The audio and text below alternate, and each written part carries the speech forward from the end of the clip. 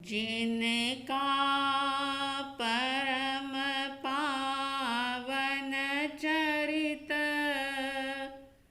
जल निधि समान अपार है। जिनके गुणों के कथन में गणधर न पावे पार है। बस वीतराग विज्ञान ही जिनके कथन का सार है। उन सर्वदर्शी सन्मति को वंदना शत बार है। उन सर्वदर्शी सन्मति को वंदना शत बार है। श्रद्धालु जिज्ञासु श्रोताओं, श्रीमद् राजचंद्र जी के द्वारा रची गई आत्मसिद्धि शास्त्र के माध्यम से मोक्ष के उपाय की चर्चा चल रही थी और मोक्ष के उपाय की चर्चा के साथ साथ अब श्रीमद् जी ने ये बताया कि मोक्ष का अधिकारी कौन होता है। उपाय तो सामने हैं, लेकिन उन उपायों को कौन कर सकता है। वास्तव में मुक्ति को पाने का अधिकार या मुक्ति को पाने की योग्यता किसके अंदर हो सकती है, इस बात की चर्चा चल रही है। और इसी बात के अंतर्गत कल आपने सुना था कि मोक्ष के अधिकारी की सर्वप्रथम योग्यता इस प्रकार की होती है कि उसके अंदर 4 प्रकार के मुख्य रूप से गुण होने चाहिए। 4 गुण। सबसे पहला, कषाय उपशांत हो।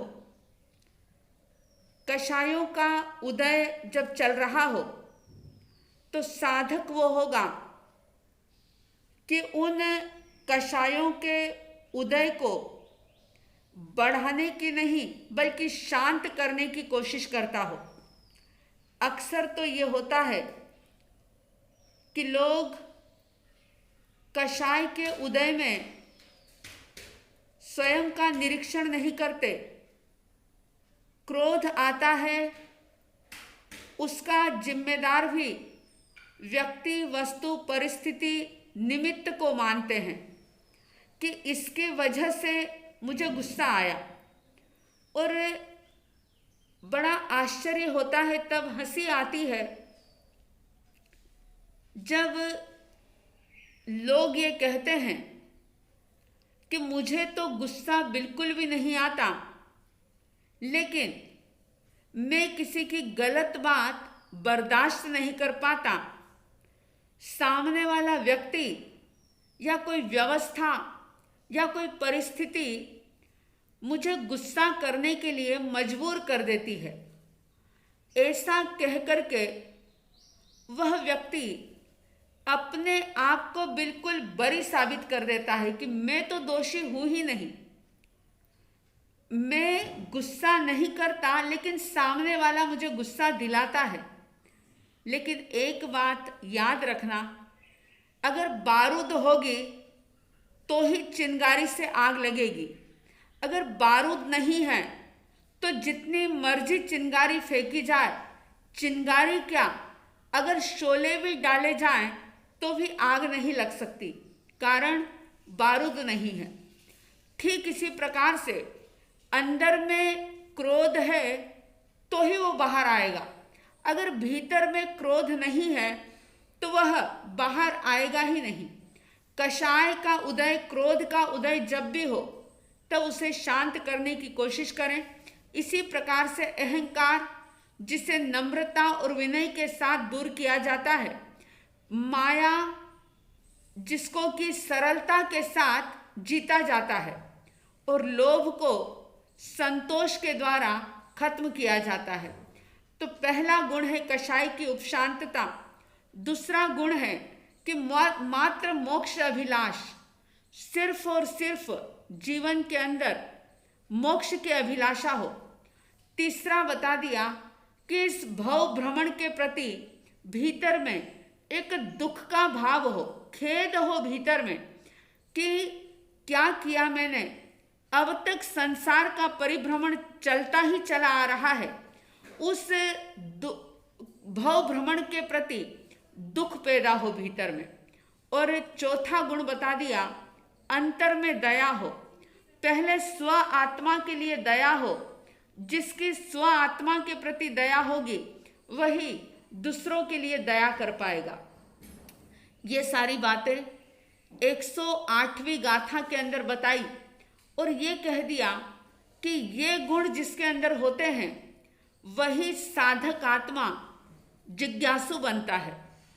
और जो व्यक्ति जिज्ञासु बनता है, ये मोक्ष के अधिकारी की भूमिका बता रहे हैं कि कौन लोग, कौन साधक मोक्ष का अधिकारी होता है। तो ये 4 गुण जिसके अंदर हो और इन 4 गुणों के द्वारा जिसके भीतर में आत्मा को लेकर के इस आनंदमयी, आनंद स्वरूपी ऐसी आत्मा के बारे में जिज्ञासा जागे, जिनेश्वर भगवंत की वाणी के प्रति जिज्ञासा का भाव पैदा हो।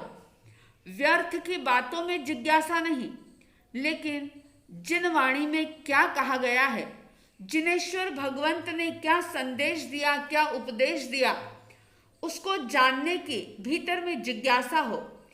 बाहर की कोई जिज्ञासा ना हो, लेकिन मैं कौन हूँ, मुझे क्या करना है, मेरा स्वरूप कैसा है, मेरा स्वयं का हित किसमें है, बाहर का हित नहीं, आत्मिक हित, मेरी आत्मा का हित किसमें है, मुझे क्या करना चाहिए, कैसे मुझे कर्मों के बंधन से बचना चाहिए। इस प्रकार की सारी जिज्ञासाएं उस साधक के मन में पैदा होती है। ये बात 108वीं गाथा के अंदर बताई। आइए आज 109वीं गाथा हम प्रारंभ कर रहे हैं। 109वीं गाथा जिसके अंदर श्रीमद जी ने ये कहा, ते जिज्ञासु जीवन थाए सद्गुरु बोध, ते पामे सम कीर्तन वर्ते अंतर शोध। श्रीमद जी कह रहे हैं कि जिनके भीतर में ये 4 गुण प्रकट हो जाते हैं, ऐसे जीव, ऐसे साधक जिज्ञासु बनते हैं।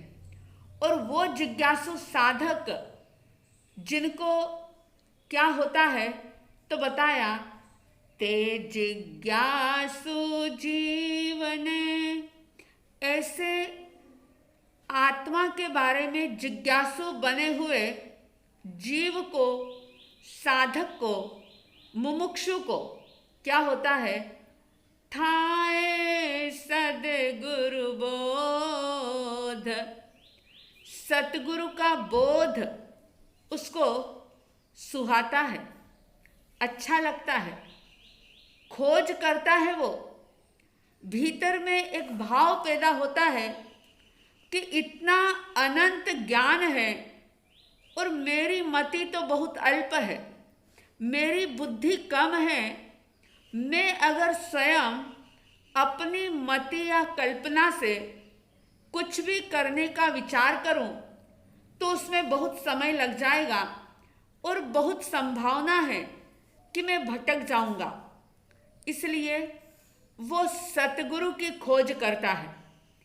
आप सब जानते हैं कि साधक के लिए जीवन में गुरु का बड़ा महत्व होता है। बिना गुरु के अध्यात्म की यात्रा शुरू नहीं होती। लेकिन गुरु कैसा हो? गुरु लोभी ना हो, लालची ना हो, स्वार्थी ना हो। गुरु वो हो कि जो हमेशा ही अपने शिष्य के प्रति या अपने संपर्क में आने वाले व्यक्ति के लिए ये भाव करे कि इसकी अध्यात्म में रुचि पैदा हो जाए, ये खुद को जान ले। अधिकांश गुरु अपनी पहचान करवाते हैं, अपना नाम और यश बढ़े ऐसा प्रयास करते हैं, अमुक क्रिया कांड करवा देते हैं। लेकिन सतगुरु वो होता है जो सत्य से हमें जोड़ देता है। कई बार ऐसा होता है कि जो साधक आत्माएं होती है वे अपने जीवन में साधना के पथ पर आगे बढ़ती है। मुमुक्षा भाव भीतर में होता है, बहुत रुचि होती है धर्म के प्रति, साधना के प्रति। लेकिन पिछले जन्म के कोई अशुभ कर्मों के उदय से या कोई बुरी प्रवृत्ति के कारण से, वृत्तियों को नहीं बदल पाने के कारण से कई बार ऐसा होता है कि साधना के रास्ते पर कई प्रकार के भूकंप आ जाते हैं। साधना की भूमि हिल जाती है और साधक कमजोर पड़ जाता है। साधक साधना से पीछे हटने लग जाता है। ऐसे समय में जब उसका मनोबल कमजोर हो जाता है, उसका आत्मबल कमजोर होने लग जाता है, तो गुरु बड़े प्यार से, बड़े वात्सल्य भाव से शिष्य को अपने आप उठाने का पुरुषार्थ करते हैं और उस शिष्य को गिरते हुए को उठा करके सही मार्ग पर लगाते हैं। लेकिन सतगुरु की प्राप्ति उसी साधक को हो सकती है जिस साधक के भीतर में शोध का भाव हो, जिसने खोज की हो। अगर खोज ना करें तो लोभी लालची गुरु तो पग पग पर मिल जाएंगे। इसलिए श्रीमद जी ने कहा, ते जिज्ञासु जीवन थाए सतगुरु बोध, तो पामे समकीर्तन वर्ते अंतर शोध। सतगुरु की शोध, सतगुरु की खोज शिष्य करता है, साधक करता है। और जब सतगुरु की प्राप्ति हो जाती है तो फिर वह अपनी बुद्धि का इस्तेमाल नहीं करता, वह अपने दिल का, अपने हृदय का इस्तेमाल करता है। व्यर्थ के तर्क वितर्कों में नहीं पड़ता, व्यर्थ के प्रपंचों में नहीं उलझता, बल्कि जिन वाणी जो सतगुरु के द्वारा बताई जाती है उस वाणी को झेल लेता है और उस जिन वाणी के पानी से अपने अंतर को शुद्ध करता है। और जो सतगुरु के चरण में अपने आप को समर्पित कर देता है, ऐसा साधक तो पामे समकीर्तन, क्योंकि तर्क वितर्क नहीं होते, आग्रह नहीं होता, मिथ्यात्व नहीं होता, दुराग्रह नहीं होता, अपनी गलत मान्यताओं को वह साधक गिरा देता है। और जब श्रद्धा भीतर में पक्की हो जाती है, क्योंकि शोध करके गुरु को पाया होता है। जैसे आप लोग अगर बहुत मेहनत से, बहुत प्रयास करके किसी चीज को हासिल करते हैं तो उसकी कीमत आप समझते हैं। अगर वैसे ही रास्ते चलते आपको कोई चीज मिल जाए तो उस चीज की इतनी वैल्यू नहीं होती। लेकिन जिसको पाने के लिए आपने खून पसीना बहाया होता है, बहुत मेहनत की होती है, उस चीज के प्रति आपके भाव कुछ अलग होते हैं। ठीक इसी प्रकार से जिन्होंने बड़ी तड़फ के साथ सतगुरु को खोजा होता है, बहुत भीतर में जिज्ञासाएं एकत्रित करने के बाद जो सतगुरु को खोज लेता है, वह अपने आप को सतगुरु के चरणों में समर्पित कर देता है और फिर आणाए धम्मों का पालन करता है। आज्ञा ही धर्म है। और ऐसी ही स्थिति में ऐसा हो जाता है कि गुरु पीछे रह जाता है और शिष्य गुरु से कई गुना आगे बढ़ जाता है। यहाँ तक कि गुरु छद्मस्त रह जाते हैं, केवल ज्ञान प्राप्त नहीं कर पाते, लेकिन उनके द्वारा दीक्षित शिक्षित शिष्य जो होता है, एकमात्र आज्ञा का पालन करने के द्वारा और जिज्ञासाओं के द्वारा समर्पण भाव के कारण से वह केवल ज्ञान और केवल दर्शन को प्राप्त करके गुरु से कई गुना आगे निकल जाता है। लेकिन केवली बन जाने के बाद भी गुरु के उपकारों को वह कभी भूल नहीं पाता। इसलिए केवली बनने के बाद भी वह केवल ज्ञानी शिष्य गुरु का, सतगुरु का विनय करता है। इसलिए कहा कि तो पामे समकीर्तने। जब गुरु के प्रति, देव के प्रति और धर्म के प्रति समर्पण का भाव हो जाता है, जहाँ समर्पण होता है वहाँ तर्क नहीं होता, जहाँ तर्क होता है वहाँ समर्पण नहीं होता। दोनों जैसे एक म्यान में दो तलवार नहीं रह सकती, इसी तरह से तर्क वितर्क और समर्पण, अहंकार और समर्पण, अहंकार और विनय, ये एक साथ नहीं रह सकते। तो जो समर्पित हो जाता है वह क्या करता है, उसको सतगुरु का बोध, उनका एक एक वचन बहुत अच्छा लगता है, सुहाता है, उसके मन को भाता है। और फिर गुरु चाहे उम्र में छोटे हो या बड़े हों, वह इस बात की तरफ गौर नहीं करता कि मैं तो बड़ा हूँ, मैं ज़्यादा ज्ञानी हूँ, या मैं उम्र में बड़ा हूँ, मैंने जिसको गुरु रूप में स्वीकारा है वो तो उम्र में छोटे हैं। ऐसी कोई भी बात, ऐसा कोई भी भाव उस साधक के मन में नहीं आता जिसके भीतर में जिज्ञासा पैदा होती है। और जिज्ञासा के साथ समर्पण भाव पैदा होता है तो क्या होता है कि उसे समकित रत्न की प्राप्ति हो जाती है, सम्यक दर्शन प्राप्त हो जाता है। तो उसके बाद तो पामे समकीर्तने वर्ते अंतर शोध। फिर वो शोध करता है। पहले सतगुरु की खोज की और फिर सतगुरु को प्राप्त करके, सम्यक दर्शन को पा करके वो क्या करता है, अंतर खोज करता है।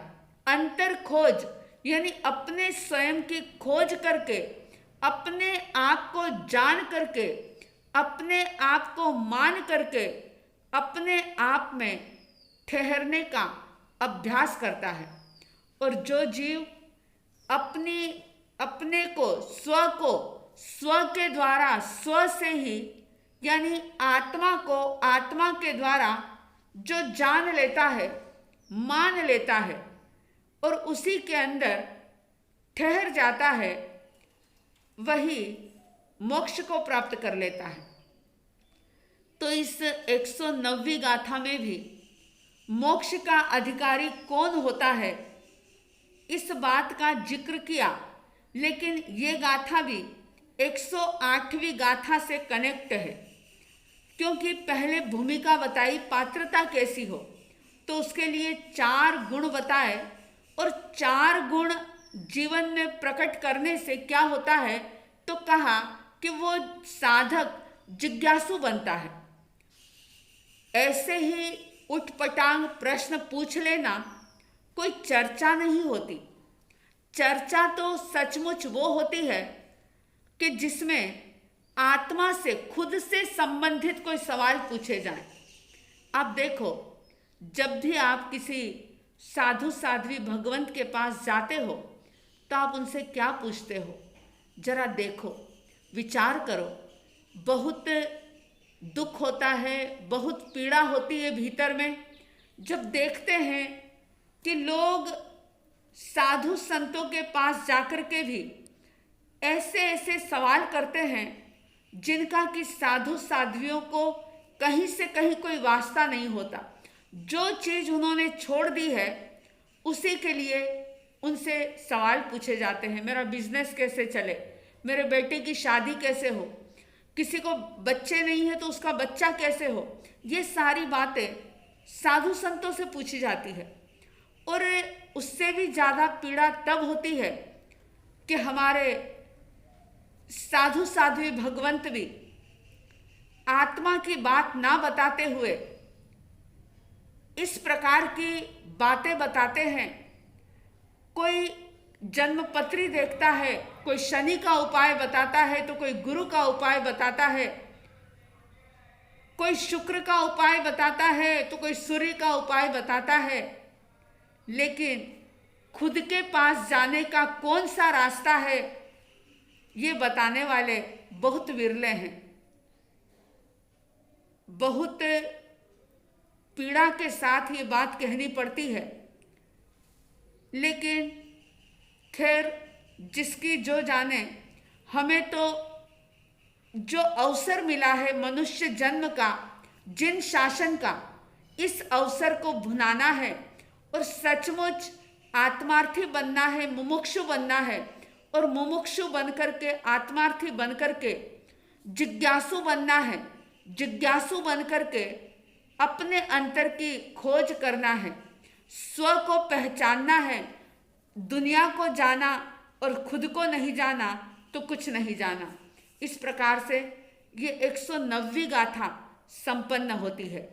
आप सभी के भीतर में 4 सद्गुण प्रकट हो, आप जिज्ञासु बने और समकित को प्राप्त करते हुए आपके अंतर का शोधन हो, अंतर की खोज हो, स्व आत्मा को पहचानने की रुचि आपके अंदर जागे। ऐसी साध्वी द्वय की तरफ से हार्दिक हार्दिक शुभ मंगल भावनाओं के साथ जय प्रभु महावीर, जय गुरु आनंद।